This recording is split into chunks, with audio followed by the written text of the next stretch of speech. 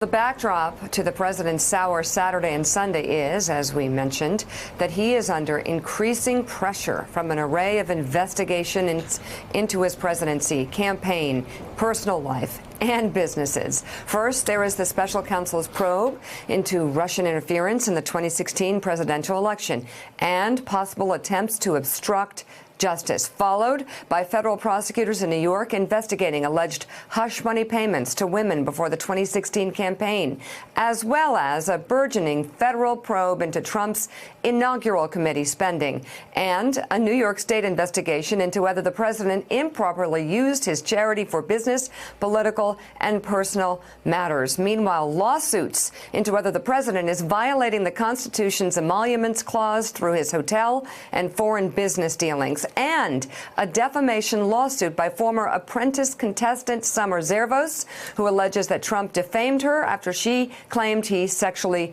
assaulted her. Meanwhile, the New York Daily News reports the state attorney general in New York is investigating claims of harassment and immigration fraud at the president's New Jersey golf course. Nick Confessori, enough. It just continues day in and day out, but it does all seem to be coming together against the president at the same time. I just want to say, though, the president's strategy of striking out and attacking Mueller and attacking the investigation and using terms like witch hunt, it's failed miserably. Like I said before, he's polling in the 20s when it comes to his handling of the Mueller investigation. You would just think that any rational human being would say, my gosh, I've driven my poll numbers down in the 20s on Mueller. I've made him far more popular than me. My reelect is now driven down into the 30s. I need to try something differently. But it's just not in him.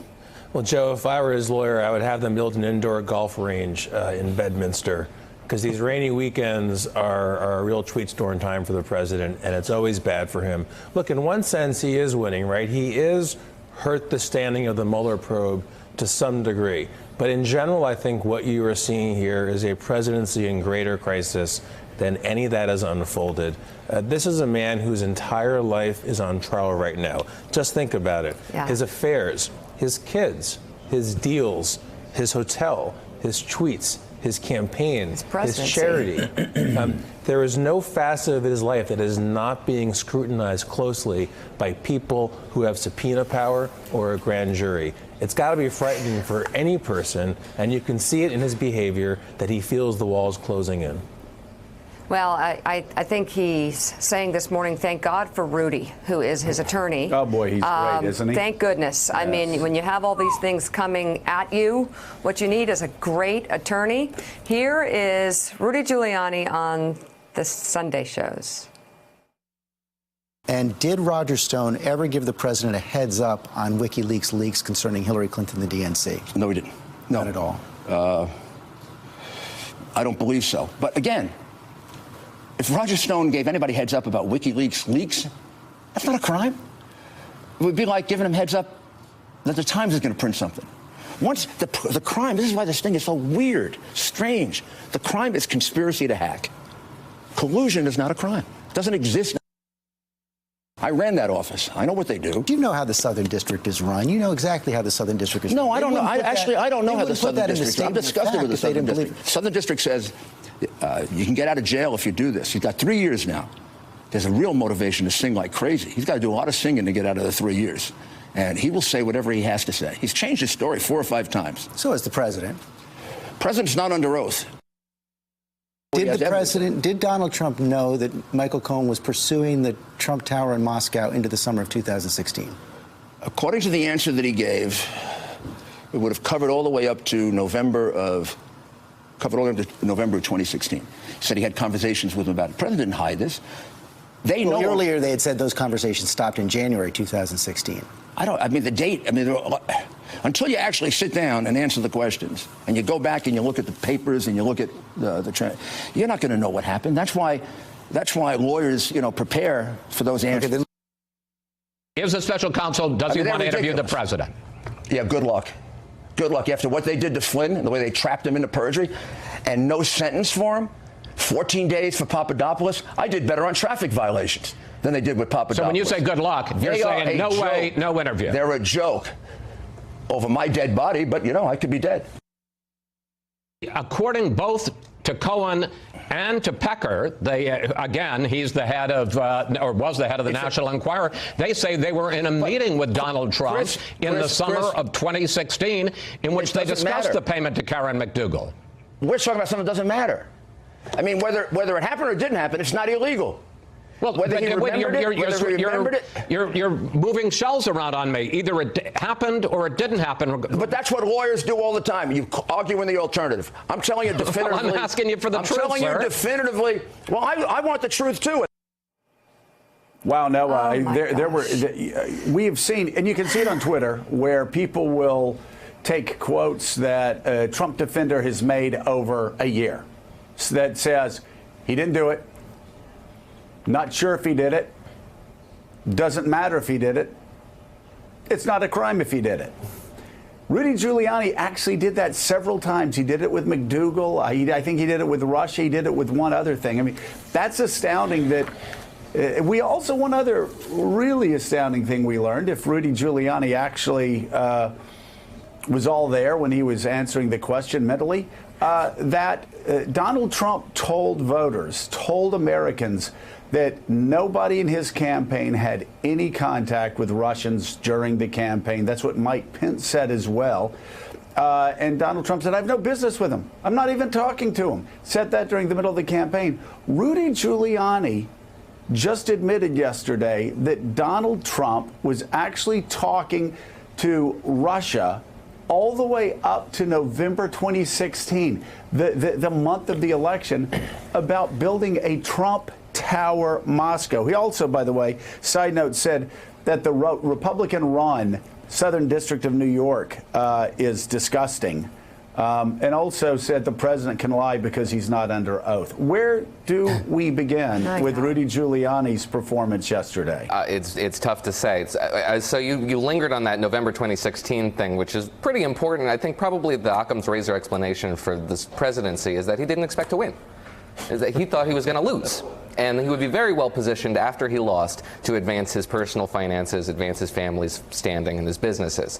I don't know what the theory of the case is that Rudy Giuliani just articulated. It sounds like he was just throwing things at the wall, seeing what stuck, seeing what his interlocutor reacted to, and pursuing the legal theory that way. It's sort of how Donald Trump reads a room, which is very good at, reads a room and moves in the direction that the audience wants him to go. But that's not what an attorney does. That's not what a spokesperson does. They're supposed to have some sort of a strategy when they go into these rooms, and it doesn't seem like Rudy Giuliani has any strategy whatsoever for defending this president. He just says what feels good in the moment, and that gets you into a lot of trouble, e.g. November 2016. Yeah, and Nick Confessori, Noah brings up a great point. The man never expected to win. You read what Michael Lewis wrote about election night, what Chris Christie has said about election night, that when the results came in, Donald Trump looked shocked. Melania was crying. Karen Pence, when Mike Pence came over to hug her, said, "Don't touch me. You got what you want. You got what you wanted." That it was actually, it was not the scene of a campaign that was victorious. It was a scene, I mean, it almost seemed like something out of a wake. Donald Trump never expected to win, never wanted to win. This was, as we've said here before, this was a branding exercise that went horribly wrong, and now a lot of people are going to jail because of it. Well, he certainly is not a man who looks like he's enjoying himself as president from day to day. But look, the Trump Tower deal in Russia was poised, if it went forward, to be the biggest score of his career in real estate. It was going to be worth hundreds of millions of dollars potentially, which is a lot bigger than his past licensing deals. So I think he was looking towards that. It was the uncharted territory that he always wanted to go to as a businessman.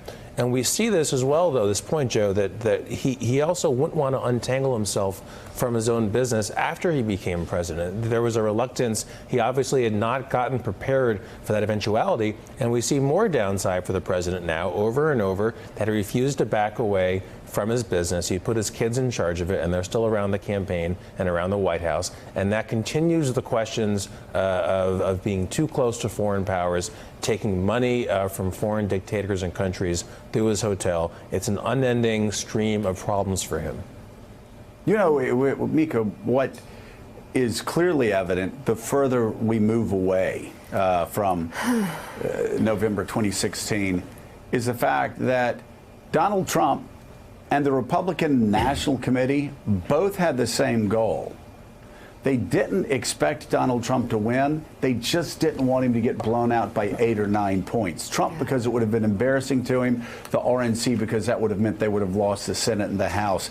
But here you have, again, everything that's happening now, our foreign policy to Saudi Arabia, our foreign policy toward Russia, our foreign policy all across the world can be explained by business. It's still all about money with Donald Trump.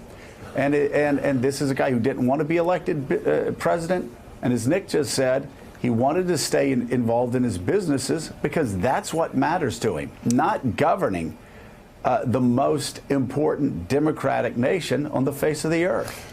And still ahead on Morning Joe, Senator Orrin Hatch walks back his suggestion that he simply doesn't care about Trump's legal issues. What inspired the Utah Republican to rediscover his fealty to the rule of law? Plus, Ryan Zinke's flag will no longer be flying over the Interior Department. They're taking it down. He's not happy. An update. Do you think he'll give us one of those gold coins with his face stamped on it? That was a pretty incredible run. Yeah, An update on the latest administration official. That'll last till lunchtime. To head to the door. And the president revels in the demise of the conservative magazine, The Weekly Standard. As it was said on Twitter, it's shocking that he's not invited to more funerals. You're watching Morning Joe. We'll be right back. Thanks for checking out MSNBC on YouTube, and make sure you subscribe to stay up to date on the day's biggest stories. And you can click on any of the videos around us to watch more from Morning Joe and MSNBC. Thanks so much for watching.